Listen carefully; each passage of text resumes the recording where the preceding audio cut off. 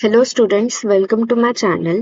तर आजच्या या व्हिडिओमध्ये आपण महाराष्ट्र सेट 2026 मधला जो पेपर 1 आहे त्याचा कम्प्लीट सिलेबस आपण बघणार आहोत. जसे की आपल्याला माहित आहे, महाराष्ट्र सेटमध्ये 2 पेपर असतात, पेपर 1 आणि पेपर 2. हे दोन्ही मिळून 300 मार्क्सचा हा कम्प्लीट एक पेपर असतो. सो जो पेपर 1 आहे तो असतो 100 मार्क्सचा आणि त्याच्यामध्ये 50 क्वेश्चन्स असतात. म्हणजे प्रत्येक क्वेश्चनला हे 2 मार्क्स दिलेले आहेत. तर टोटल पेपर 1 चा जर का तुम्ही सिलेबस बघितला तर टोटल 10 युनिट्स त्याच्यामध्ये आहेत. सो वन बाय वन ते आपण बघूयात. सो युनिट 1 मध्ये आहे टीचिंग ऍप्टिट्यूड, युनिट 2 मध्ये आहे रिसर्च ऍप्टिट्यूड, युनिट 3 मध्ये आहे कॉम्प्रिहेन्शन. कॉम्प्रिहेन्शन म्हणजे काय, तर तुम्हाला इथे एक पॅरेग्राफ दिला जातो आणि त्या पॅरेग्राफ वरती क्वेश्चन्स तुम्हाला खाली विचारले जातात. ओके. सो युनिट 4 आहे कम्युनिकेशनचा, युनिट 5 मध्ये मॅथमॅटिकल रिझनिंग अँड ऍप्टिट्यूड आहे, युनिट 6 मध्ये लॉजिकल रिझनिंग, युनिट 7 मध्ये डाटा इंटरप्रिटेशन आहे. तर इथे तुम्हाला ग्राफ दिले जाणार, पाय चार्ट दिले जाणार आणि त्याच्यावरती तुम्हाला क्वेश्चन्स विचारले जातात. युनिट 8 आहे information and communication technology, that is ICT चा आहे तो. युनिट 9 आहे पीपल डेव्हलपमेंट एन्व्हायरमेंट आणि फायनली युनिट 10 आहे हायर एज्युकेशन सिस्टम वरती. सो टोटल 10 युनिट्स आहेत. आता हे जे टोटल 10 युनिट्स आहेत त्याच्यामध्ये प्रत्येक युनिट वरती 5 क्वेश्चन विचारले जातात. प्रत्येक युनिट वरती 5 क्वेश्चन म्हणजे 10 युनिटचे 50 क्वेश्चन्स विचारले जाणार आहेत आणि जे की 100 मार्क्सचे असणार आहेत. Okay. So one by one आपण प्रत्येक युनिट मध्ये काय काय सिलेबस त्यांनी दिलेला आहे तो बघूयात. सो फर्स्ट युनिट जो आहे दॅट इज टीचिंग ऍप्टिट्यूड. त्याच्यामध्ये टीचिंग कॉन्सेप्ट काय आहेत, ऑब्जेक्टिव्स, लेवल ऑफ टीचिंग काय आहेत, कॅरेक्टरिस्टिक काय आहेत आणि बेसिक रिक्वायरमेंट काय पाहिजे टीचिंगसाठी ते याच्या अंडर येतं. त्यानंतर जो लर्नर आहे, आता टीचर तर टीच करणार बट लर्नरचे काय कॅरेक्टरिस्टिक असू शकतात. So characteristic of the adolescent and the adult learners. Okay. So त्यांच्यात individual differences. Then the next is factors affecting teaching related to. आता कोणते असे फॅक्टर्स आहेत जे की इफेक्ट करणार आहे टीचिंग वरती. Teacher related, learner related, support material related, ह्या सगळ्या गोष्टी याच्या अंडर येतात. So instructional facilities, learning environment and institution, हे सगळं टीचिंग ऍप्टिट्यूडच्या अंडर येतं. त्यानंतर methods of teaching in institution of higher learning, teacher centred, learner centred method, offline आणि ऑनलाईन मेथड्स.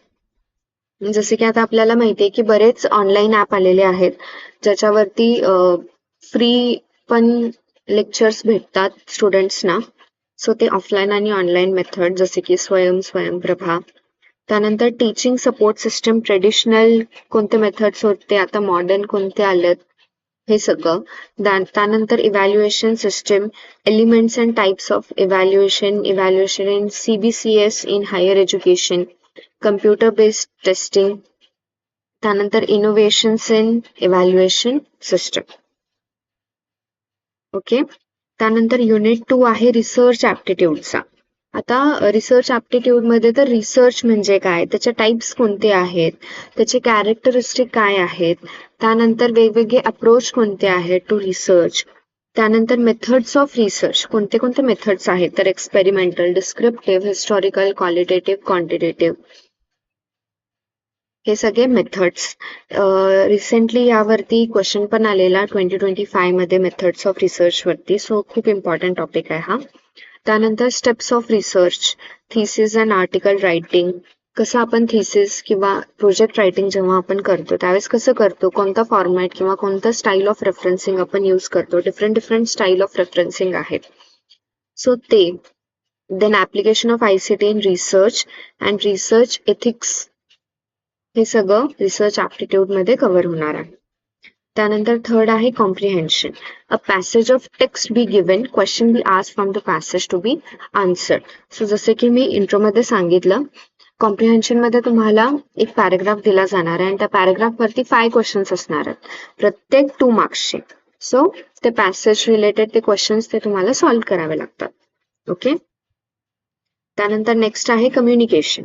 कम्युनिकेशनचा मिनिंग काय आहे, टाइप्स कोणते आहेत, कॅरेक्टरिस्टिक काय आहेत, कसं तुम्ही तुमचं कम्युनिकेशन इफेक्टिव्ह करू शकतो, verbal non verbal types of communication, intercultural, group communication, classroom communication कसं असायला हवं, त्यानंतर काय बॅरियर्स आहेत की जे की तुमच्या कम्युनिकेशनला इफेक्ट करू शकतात, त्यानंतर मास मीडिया अँड सोसायटी, हा सगळा सिलेबस आहे कम्युनिकेशनचा.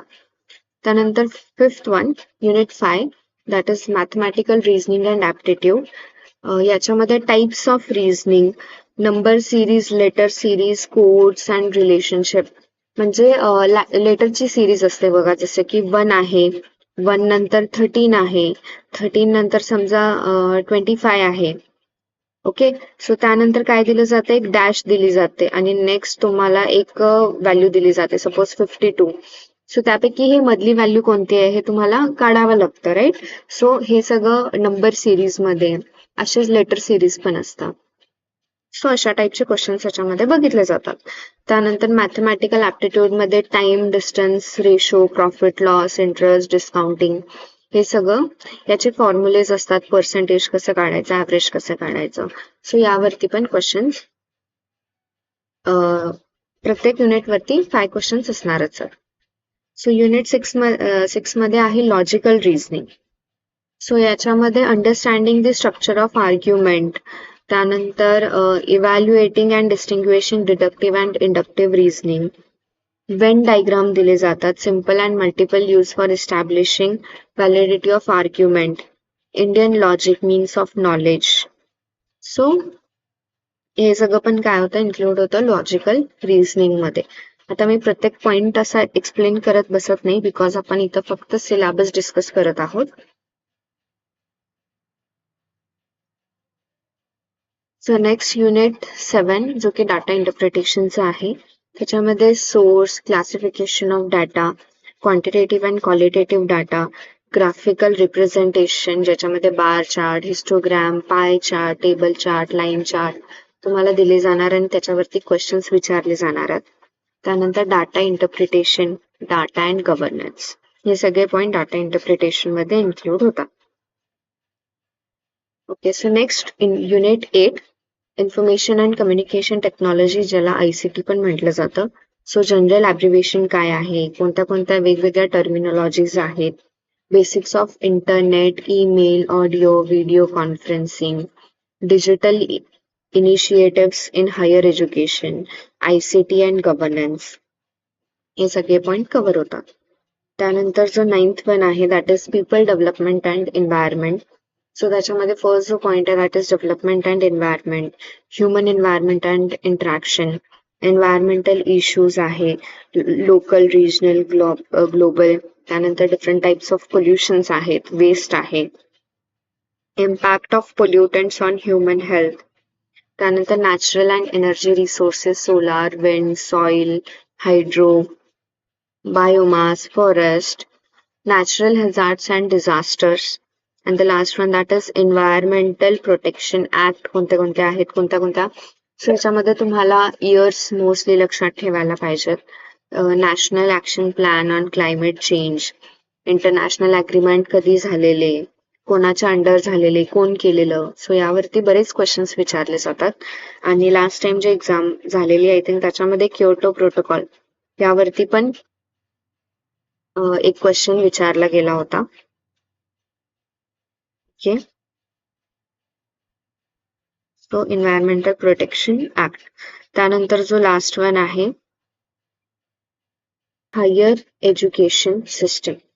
So institutions of higher learning and educations in ancient India, evolution of higher learning and research in post independence India, Oriental conventional, non-conventional learning programs in India, professional teaching, technical and skill-based education, value education and environmental education, policies, governance and administration. हे सगळे point cover होतात. So हे होते आपले 10 units. त्यानंतर बघा एक note आहे, 5 questions each carrying 2 marks are to be set from each module. मतलब म्हणजे काय की प्रत्येक युनिट वरती तुम्हाला 5 क्वेश्चन्स येणार, म्हणजे प्रत्येक युनिट हा 10 मार्क्स कॅरी करणार आहे, राईट. सेकंड नोट काय आहे, so when ever graphical questions are set for cited candidates, a passage followed by equal number of questions and weightage be set for visually impaired candidates. आता हे जे 2 note आहेत हे तुमच्या सिलेबस जो actually syllabus आहे साईट वरती, website वरती, त्याच्यामध्ये पण ही नोट आहे.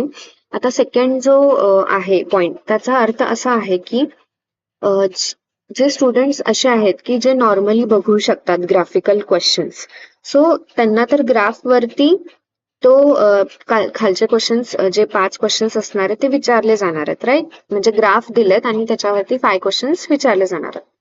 बट जे असे स्टुडंट्स आहेत ज्यांना दिसत नाहीये, राईट, थोडेसे व्हिज्युअली इम्पेअर्ड कॅन्डिडेट्स आहेत, त्यांच्यासाठी एक पॅराग्राफ दिला जातो. त्याच्यामध्ये काय असणार आहे, तो जो ग्राफ असणार आहे त्या ग्राफचं एक्सप्लेनेशन असणार आहे त्या पॅराग्राफ मध्ये. सो त्यांना इन्स्टेड ऑफ दॅट ग्राफ एक पॅराग्राफ दिला जाणार आहे ज्याच्यामध्ये सेम इन्फॉर्मेशन असणार आहे, आणि मग त्या इन्फॉर्मेशन वरून ते काय करणार, ते खालचे जे 5 क्वेश्चन्स आहेत ते सॉल्व्ह करणार. Okay, so yeah, this is it for the lecture, guys. I hope you like this video. If you like this video, please do like, share and subscribe. Thank you.